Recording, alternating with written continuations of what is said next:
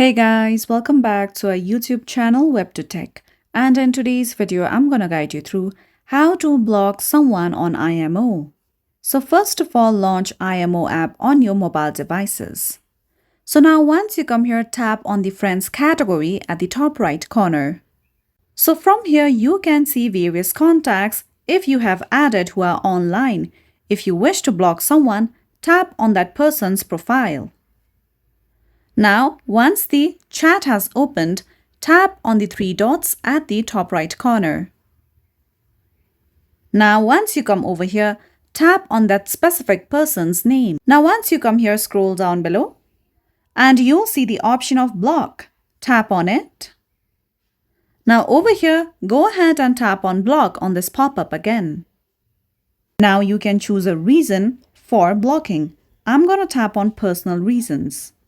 Then tap on Done. So with that, you will be able to block a contact on IMO. And that's all for today's video. At last, don't forget to subscribe to our YouTube channel.